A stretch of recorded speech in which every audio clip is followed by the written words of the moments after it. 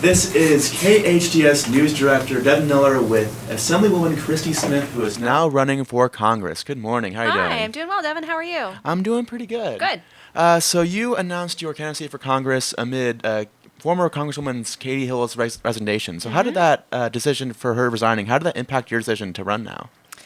You know, I think given what we've seen across the country with special elections, you end up in a dynamic where that election gets so much national press because people want to assess the race as some kind of larger political bellwether for where they think the direction is going in the next major general election. And so knowing that that was ahead of us, knowing that that kind of attracts candidates far and wide and folks looking to make a name for themselves, I jumped in because I really want us to keep the focus on what local needs and interests are here in the 25th and how the representative that we're sending to Washington reflects the dynamic of a changing district, but certainly one where we've always been mindful here about community and putting the needs of the local people first. And so I didn't want to see the race capitalized on as this kind of national media platform. I think I mentioned that. So you've been in the district for a while now. You're in your first term as Assembly, but before that on the Newhall School Board, Right. and even before that with just raising your family in town. So Right. how long have you been in the 25th District? Well, my family originally moved here in 1979 when I was about 10 years old. And then after I graduated from UCLA in the 90s, my husband and I lived in Washington, D.C. for a few years. He went to grad school and worked as a graduate fellow, and I worked at the U.S. Department of Education. But after we had Chelsea, who you know, we came back because we wanted our family to be raised with grandparents and cousins around. And we've enjoyed that here in Santa Clarita over the years. You know, our larger family is here, so full of tradition and all that good stuff. And how do you think your time on school board and Assembly now, how do you think that'll translate into Congress? You know, the fantastic thing about public service and the opportunity to serve at every level of government is that you really see the impact of the programs that you're implementing and the dollars that you're spending. And you also get a very well-measured sense of how to govern, even if you're governing with people across party lines. And that's kind of the beauty of school board service. I mean, you know, all of our school boards here, our city governments, reflect a wide diversity of political perspectives. Yet at the end of the day, the governance is really about how are you best allocating those resources and serving the needs of the students and families in the district, or if it's at the city level, how are we best, you know, growing the city, keeping our streets safe, you know, all of those things that really aren't partisan in nature. They're simply good governance. And so I think that having that service, having the wonderful relationships that I have had with people in municipal government here, going into, first of all, certainly the state legislature this year, I had a wonderful perspective, but moving on to Congress, I think encouraging colleagues as well that yes, we are obviously a global superpower, and there's a hefty amount of responsibility that goes along with that work still. But where we're probably missing the mark in government, and particularly in being effective, is that we're not looking to our local communities enough to inform the work that we do. Great. So we're here with Assemblywoman Christy Smith, who is now running for Congress. You mentioned the special election, which is on March 5th. It's coming up pretty soon, or March 3rd. March 3rd. Don't tell people to vote on the 5th. Thank you. March 3rd. They need to vote on the 3rd. Excuse me. Right.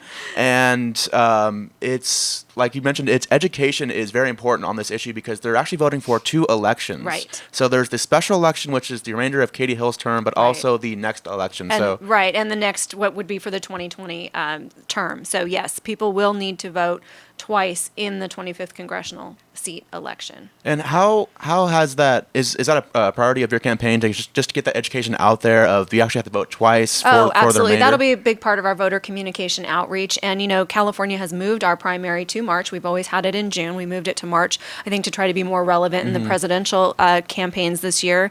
And voters aren't used to that. LA County voters aren't used to what is our new voting system, where we're going to have voting centers, and they're going to be able to go and vote on something that's similar to an iPad. I don't know if you guys have seen it. So it's digital voting or vote by mail. So there's a lot of changes around voting this cycle, and a lot of what we're going to be doing is that kind of voter education. Great. So what would your priorities to be in Congress if you were elected? Well, again, keeping it locally focused, we have still significant needs here, a lot of which can be aided by federal funding, particularly in transportation. Refurbishing our transportation infrastructure and expanding it is going to allow the kind of regional economic growth that we need. I think we've kind of maxed out on the number of people willing to hop on the 5 and the 14 every day to go over the hill to find employment, in the Valley and the greater Los Angeles area. So we really need to start focusing on bringing employment opportunities here across the region. That includes includes, North Antelope Valley and Santa Clarita, and then, out to Simi Valley, making sure that, again, people aren't having to take those long commutes, but that requires us to invest heavily in infrastructure. Labor and education, education is my background, and I think so much of what we do here provides wonderful best practice examples that I would love to see us implement kind of on a nationwide scale when it comes to really meeting the needs of our most challenging students. So, there's no shortage of issues to be concerned about, making sure healthcare is affordable, making sure businesses of all size can continue to thrive. Community safety, obviously here, very important for us, and how do we continue to push that paradigm? And then, of course, climate change. I was here in the station with you when we recently evacuated from some of these largest fires we've ever seen in California's history. And our community, while we did a wonderful job and everybody pulled together, I think we've got to acknowledge the fact that if we don't turn the corner on climate, that really does become the new normal. And it's going to cost our nation significantly. The national defense costs and just the, insurance costs, the rebuild costs of the kind of natural disasters that are occurring now are something we really can't afford. And on the insurance issue with fires, the insurance commissioner for California actually put out a moratorium for about a year that insurance companies can't cancel or non-renew based off fire risk. So would you support that maybe on the federal level as well? I completely support it. Look, within days of the Sand Fire and the Tick Fire and the Easy Fire in Simi and Saddle Ridge, we had constituents calling saying that days their insurers had dropped them. And there's no other really good way for them to get coverage if all insurers out there are not willing to kind of assume that risk and figure out what those risk pools are going to look like. So I support what the insurance commissioner did. I think we're going to have to do further study at the legislative level to figure out how we put some stability into these markets so that everybody can get their fire insurance.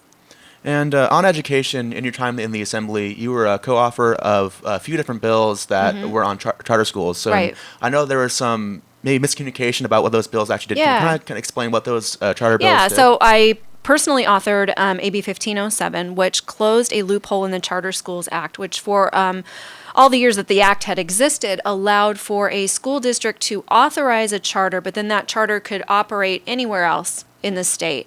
And the problem with that, it was leading to ineffective governance, because when a school board authorizes a charter school, it's really their responsibility to continue to monitor its financial, solvency, to monitor its academic outcomes, to be responsible for the health and safety of students on campus. And so it really wasn't making sense from a governance standpoint, where we elect local school boards to do that work of all the schools that are entrusted in their care, for us to be fostering these far-flung relationships. And unfortunately, in many of those relationships is where we were seeing a lot of the financial mismanagement in the charter space and a lot of corruption. There's been a number of prosecutions across the state for exactly that, and quite a few of them tied to this kind of out-of-district chartering model. So it's really about good governance. It's about saving taxpayer money. It's about saving the integrity of the charter schools who are doing good things and doing right by the communities where they serve.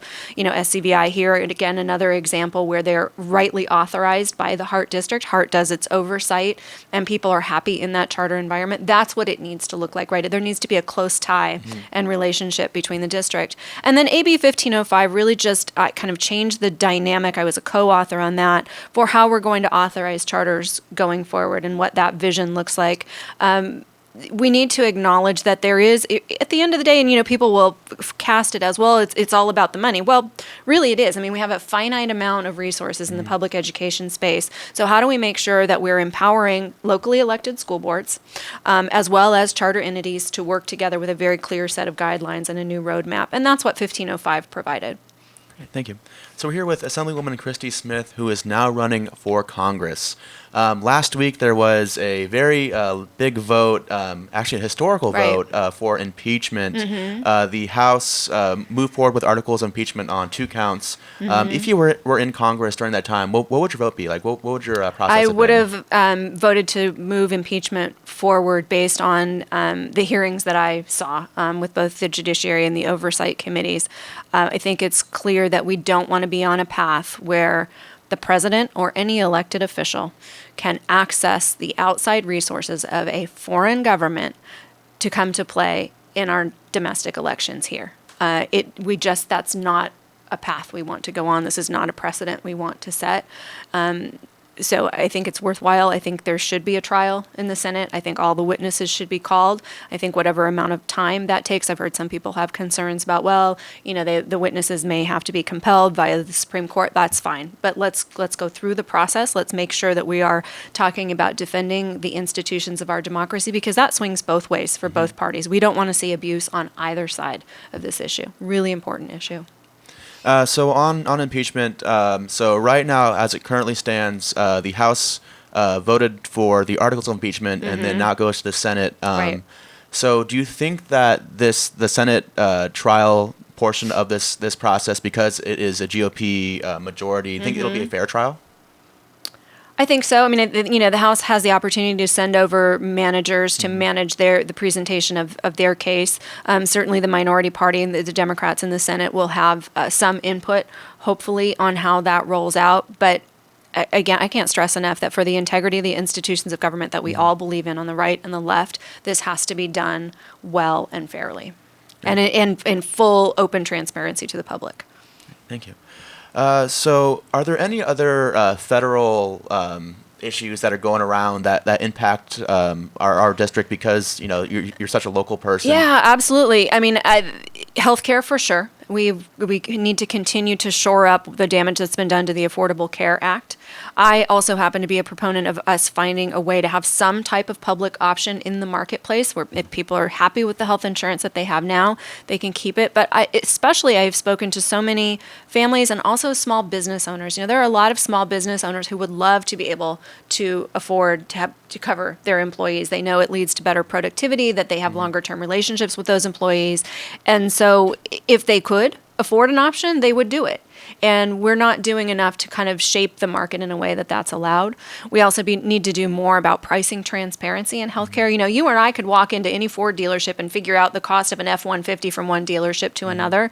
But as consumers of healthcare, this is one area where we're locked out of what that pricing is, and that needs to change as well. It's the only consumer market where we are operating blind, and I think that changes the dynamic of the market too. So I think there are a lot of just well-reasoned, meaningful things that we can do in the middle of this, what seems to be kind of hard-fought conversation around healthcare right now, and nobody's thinking about, in common sense terms, how we just reform the market and make it more affordable for everybody. And on healthcare, on the provider side too, it's with the car analogy is, when you're going to the hospital, you can't go dealer to dealer. You have to go exactly to that hospital is the closest way. So how do you feel about providers themselves jacking up prices? 1,000% markup on Tylenol. Yeah, no, there's right. There needs to be fairness in that system, and that's where that transparency comes in. And so if both hospitals and insurers were required to publish all of that information, I think we're going to find out that's where we're all losing out. All these huge premiums that we pay every year to stay covered, they're going to that kind of price inflation, which isn't necessarily providing the care that we need. It's generating profit. Great. So we're here with Assemblywoman Christy Smith, who is now running for Congress. Another federal issue that is impacting Santa Clarita is immigration. So there was some talk months ago about the border wall and migrants coming over. Yeah. That seemed to kind of fizzle out, but there is still a crisis at the border. How do you feel that we should tackle this crisis? Yeah, well, the crisis at the border is a humanitarian crisis, because what is happening is that people are fleeing economic and circumstances of violence or despair in their own countries and coming here because America has always represented that beacon of hope. I don't think we solve it with a wall, because a lot of the people who come here, even though we're seeing right now the crisis at the border, a lot of people who come here by plane, they come by boat, they overstay a visa, and then they become part of, an immigration system that has failed all of us for years. And that's across Republican and Democratic administrations, that we have yet to grapple with sizing and staffing an immigration system appropriately so that we can invite and allow either a guest worker program or temporary resident status and allow people to be on that pathway to citizenship. I mean, we've offered DACA recipients, this kind of temporary status, but no clear pathway to get them to being citizens. I think we have to acknowledge at this point that yes, border security is necessary when it comes to things like drug trafficking, human trafficking, right? Illegal activity that we legitimately shouldn't allow across our border. But a mother crossing 3 countries with a 3-year-old on her hip, isn't smuggling in drugs. She wants that 3-year-old baby to have a better way of life. And we have to acknowledge that. And we need to rise up to the better angels of ourselves that we have been as a nation over the years and figure out a way to deal with it that addresses both challenges, the challenge of border security, but also our mission as Americans to be compassionate and to be the world leader in throwing open our doors wide and welcoming people who come here seeking a better life and work hard to make that happen. Thank you. And you used the example of someone like traveling over 3 countries, maybe from Central America with a Right. child. How do you feel that once they cross the border, that they're separated from their families and put in these camps? It's devastating and completely wrong, and the loss of life that we've seen with young people and even adults in these detention camps. It's cruel and inhumane, and any of your listeners listening, imagine putting yourself in that circumstance, having your child removed from you, from your care, from your sight. And I was working with some Latino community members over the weekend who have been doing some work at the border. And one woman said, literally, though, her mother kept sending her 3- and 5-year-old together to the border, hoping that they at least would make it across. That's the dire circumstance. If a mother is making that choice to send her babies to the border to try to get in, and she knows the risk is that she may never see them again, that tells you something about the desperation of the circumstances these people are fleeing. Great, thank you. So we're here with Assemblywoman Christy Smith, who is now running for Congress. There is a wide field now. It seems like the floodgates are open in CA25. How do you feel that you differentiate yourself from all these other candidates? I've been here doing the work for a lot of years and have been an invested member in this community and been a dedicated public servant. I think the national profile, the national spotlight on the race brought a lot of characters in who we probably most of us here would rather not be in this race right now. So we need to stay focused. We need to stay focused as a community on looking to the candidates who have been here, again, with a dedicated history of public service, with an efficacy in reaching across the aisle and across communities. There is a lot of diversity in CA25, socioeconomically, ethnically, racially, in terms of our multiplicity of religions now. We need someone who is a conduit for all of that, who is a bridge builder and willing to bring people together and focus on what our top priorities are regionally that benefit us all. And that includes a willingness to extend a hand to Republicans, as I've done in my state assembly service. Again, we've got a lot of great Republican elected officials at every level of government out here. It's my duty and my obligation to foster good relationships with them so that we get good outcomes. Great. Well, thank you so much. I appreciate you coming in. Thanks.